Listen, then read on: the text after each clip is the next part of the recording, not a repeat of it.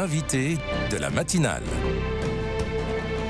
KTO Radio. Ultime délai à l'Assemblée nationale ce mercredi pour boucler la proposition de budget de la sécurité sociale pour 2026. Budget dans lequel a été intégrée l'une des mesures phares, on peut dire, annoncées par Emmanuel Macron l'année dernière dans le contexte de baisse démographique, celle d'un nouveau congé parental, le congé de naissance complémentaire. On en discute ce matin avec Pascale Morinière. Bonjour. Bonjour. Merci Pascale Morinière d'être avec nous. Vous êtes présidente des AFC, les associations familiales catholiques. Alors les députés ont approuvé le 31 octobre dernier la création de ce nouveau congé de naissance qui s'ajoute au congé maternité et paternité existant. Alors avant de nous dire ce qu'en pensent les AFC, vous pouvez nous dessiner les contours de ce nouveau congé ? Oui, parce qu'il faut arriver à s'y repérer dans tous ces congés autour de l'accueil d'un enfant. Il y a donc un congé maternité qui est pour les enfants, le premier et deuxième enfant qui est de 16 semaines au total, un congé de paternité qui est d'1 mois au plus, et puis en plus un congé de naissance qui serait, s'il est voté en l'état, de 2 mois pour chacun des 2 parents à prendre à la suite des congés maternité ou paternité. Et puis il y a encore le congé parental long qui lui peut aller jusqu'à l'entrée en maternelle de l'enfant, jusqu'autour des 3 ans de l'enfant, et qui permet de garder son emploi, de retrouver son emploi, mais qui n'est pas très bien indemnisé. Il est actuellement indemnisé à 456 € par mois, alors que le congé de naissance, ces fameux 2 mois, serait indemnisé 70% du salaire le premier mois et 60% du salaire le second mois. Voilà, il peut aussi être pris à temps partiel, c'est ce que les députés ont ajouté par amendement, donc un peu plus de flexibilité pour les parents qui le souhaitent. Et des conditions quelles sont les conditions d'obtention de ce congé ? Il n'y a pas de conditions spécifiques ? Il faut être salarié, voilà, être employé, être salarié, pas de conditions spécifiques autres que celles-là. Et on peut l'adapter, donner des jours en plus à l'un des parents en fonction des besoins, ou ça reste un cadre assez strict ? Alors le cadre strict entre les 2 parents est vraiment séparé, c'est-à-dire que c'est 2 mois pour l'un, 2 mois pour l'autre, mais ils peuvent éventuellement le prendre en même temps, mais ils ne peuvent pas se donner l'un l'autre des jours supplémentaires. Donc c'est pas 4 mois à la suite, c'est vraiment 2 mois pour chacun. Les AFC ont pris position dans un communiqué la semaine dernière sur le cadre du budget, mais spécifiquement également ce congé de naissance. Qu'est-ce que vous en pensez de ce nouveau congé ? Est-ce que ça va dans le bon sens ? Alors, ça va dans le sens de ce que demande l'ensemble des associations familiales depuis longtemps maintenant, c'est-à-dire plus de temps autour de l'accueil d'un enfant. C'est même le rapport de Boris Cyrulnik, si on se souvient, il y a eu un rapport du neuropsychiatre Boris Cyrulnik sur les 1000 premiers jours de l'enfant en 2020, et il demandait qu'il y ait jusqu'à de 6 à 12 mois supplémentaires pour favoriser les liens d'attachement, donc pour favoriser la prise en charge de l'enfant pour le père ou pour la mère.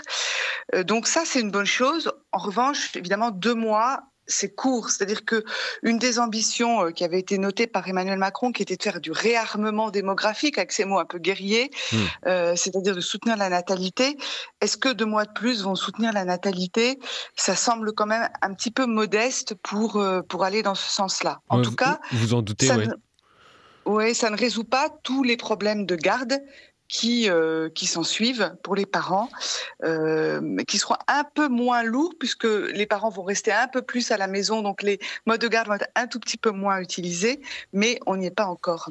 C'est ce qui pèse notamment sur les familles, en tout cas qui inquiète, c'est les modes de garde ? Les familles s'inquiètent des modes de garde, oui.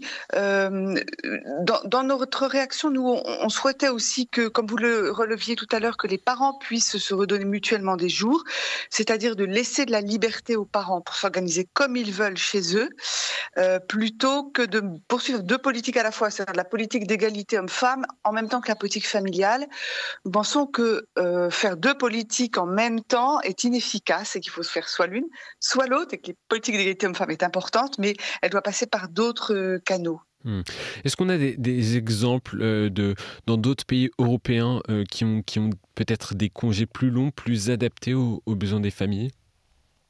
Il y a en Europe toutes sortes d'organisations, jusqu'à parfois des organisations qui sont très souples, qui permettent de prendre des congés à temps partiel jusqu'aux 4 ans de l'enfant. Je pense à la République tchèque, par exemple, qui fait ça. Voilà, donc il y a vraiment des choses très variées. Et il n'y a pas, de martingale, de formule idéale. Voilà, il y a un ensemble de mesures qui permettent de soutenir la natalité et donc de rendre service aux parents. Mais il n'y a pas le moyen idéal. Et en plus, c'est culturellement assez varié. C'est-à-dire que ce qui va convenir pour un pays ne conviendra pas forcément pour un autre. On l'a dit, la question de la garde des enfants avant qu'ils aillent à l'école est parfois un réel parcours du combattant.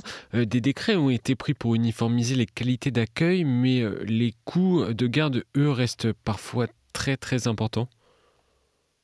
Oui, c'est ce que relèvent les parents, c'est que parfois dans un budget, c'est très important. Il y a eu une réforme du complément de mode de garde au 1er septembre dernier et presque 50% des parents, alors certains ont vu baisser leur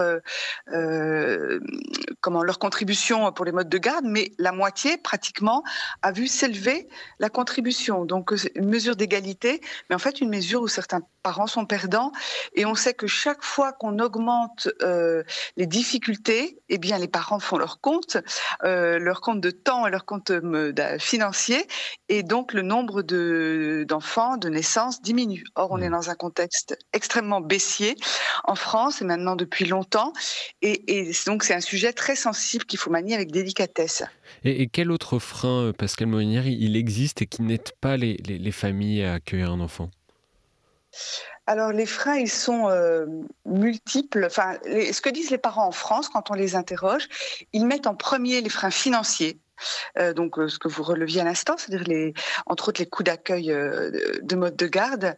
Et puis très vite, à côté de ces freins financiers, il y a les freins culturels, c'est-à-dire tout ce dans quoi on trempe actuellement, cette ambiance du no kids, cette ambiance d'inquiétude par rapport à l'avenir, toutes les difficultés exactes ou bien supposées des jeunes qui ont l'impression qu'ils ont du mal à s'insérer dans le marché de l'emploi et à accéder à un CDI, à accéder à un logement avec un retard. Voilà, tout cet environnement-là, tous les messages qui sont portés, que moi j'appelle l'ambiance culturelle, et qui ne favorisent pas l'accueil d'un enfant. Et ça, la bonne nouvelle, c'est que cette dimension-là, elle est moins onéreuse, c'est-à-dire que porter des messages pour dire que c'est une bonne chose d'avoir des enfants et qu'on est heureux de les accueillir, ça n'a pas un surcoût énorme, mais ce n'est pas du tout ce qu'on a l'habitude d'entendre actuellement et qui aurait besoin d'être modifié. Et est-ce que aussi le contexte politique et géopolitique mondial pesant que l'on connaît, avec un sentiment de désespérance qui grandit, est-ce que ça a un impact également ? Oui, bien sûr, oui, ça participe de cet environnement culturel. La baisse démographique, elle n'est pas limitée à la France, elle n'est pas limitée à l'Europe. Il faut savoir que toute l'Europe est en chute, mais elle est beaucoup plus large que ça. Il y a en gros que l'Afrique subsaharienne maintenant qui a un dynamisme démographique, mais on sait que lorsqu'ils vont accéder à un certain niveau économique, ce sera la même chose que les autres pays. Et en fait, c'est un peu l'humanité entière qui est en panne d'espérance, en panne de projet. Je pense que si depuis la Renaissance, l'idée de progrès animait le monde entier, l'idée de progrès aujourd'hui est en panne et il n'y a rien qui l'a remplacée. On ne sait pas vers quoi nous allons, et en tout cas, on est beaucoup plus tourné vers le passé, vers la muséification de la France, les commémorations, vers toute cette ambiance-là, plutôt que vers l'avenir, à bâtir nos enfants, des investissements pour eux, quelque chose qui nous pousse vers l'avant. Et le désir d'enfant, Pascale Morinière, reste malgré tout assez élevé en France. Quelle lecture vous avez entre cette différence entre la baisse démographique et le désir d'enfant qui reste quand même assez prégnant ? Oui, vous faites bien de le relever, puisque si en 2024, les Français ont eu 1,62 enfants, alors pardon pour ce bout d'enfant, mais c'est le chiffre exact, 1,62, mais ils en désirent 2,27, presque 2,3.